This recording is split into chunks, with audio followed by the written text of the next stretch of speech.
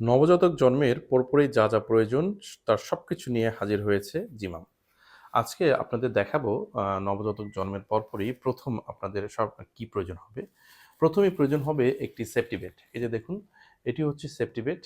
এটি মূলত জিপার খুলে দিলে, এখানে যে জিপার দেখেছেন, এই জিপারটি খুলে দিলে এটি আবার বেডে কনভার্ট হয়ে যায়। খুবই চমৎকার এই পণ্যটি। তারপরেই আপনি পেয়ে যাবেন একটি নার্সিং পিলো। নার্সিং পিলোটি যাদের সিজার হয় বা সিজারিয়ান মায়েদের জন্য খুবই উপযোগী, যা ব্যাক পেইনের জন্য খুবই কার্যকরী, এবং সরিষা বালিশ এবং দুটো সাইড পিলো। একই সাথে আমরা রেখেছি একটি মশারি এবং একটি হসপিটাল ব্যাগ। হসপিটাল ব্যাগটি মূলত হচ্ছে ৩টি ব্যাগ মিলে একটি ব্যাগ। এটি একটু বড়, তারপর একটি সাইড ব্যাগ, তারপর সাথে একটি ফিডার ব্যাগ। এরপরে হসপিটাল ব্যাগের আরেকটি পোর্শন রয়েছে যেটি মূলত একটি ম্যাট থাকে, সেটি অনেক সময় ফিডার রাখতে কাজে লাগে। এরপরে একটি শেরপা পান্ডা আপনারা পেয়ে যাবেন। খুবই প্রিমিয়াম কোয়ালিটির শেরপা পান্ডা, বাচ্চাদের জন্য খুবই কার্যকরী শীতকালে। এবং একই সাথে রয়েছে নকশি কাঁটা এবং একটি মোজা জুতা খুবই কার্যকরী এই মোজা জুতাটি। এটি আমরা এই নিউবর্ন প্যাকেজের সাথে সম্পৃক্ত করেছি। এবং একটি 10 পিচের একটি কেয়ার কিট।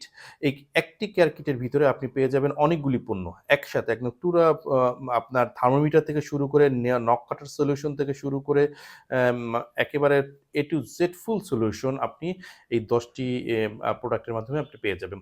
এরপর ওয়াশেবল ডায়পার রয়েছে, চুষ্টি রয়েছে হচ্ছে আপনার রুমাল সেট, হ্যাঁ? ৬ পিসের একটি রুমাল সেট, বাথ টওয়েল, নিমা রয়েছে, ন্যাপি রয়েছে। এই নিমাগুলিকে আমি দেখাচ্ছি। নিমাগুলি একদম হচ্ছে বয়েল ফেব্রিক্সের তৈরি।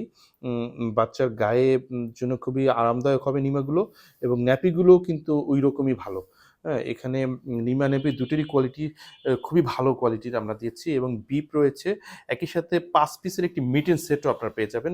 এখানে একটি মাথার টুপি, ২টি হচ্ছে গিয়ে হাতের মোজা এবং ২টি পা মোজা।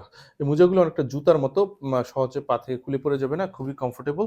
এবং সবচেয়ে গুরুত্বপূর্ণ যে জিনিসটা দরকার সেটি হচ্ছে গ্লাস ফিডার। এই যে দেখুন, এই গ্লাস ফিডারটির বিশেষ বৈশিষ্ট্য হলো এর উপরে হচ্ছে একটি রাবার প্রোটেক্টেড লেয়ার থাকে। এই লেয়ারটির কারণে স্বল্প দূরত্ব থেকে হাত থেকে পড়ে গেলে বা টেবিল থেকে পড়ে গেলেও এটি খুব সহজে ভাঙবে না।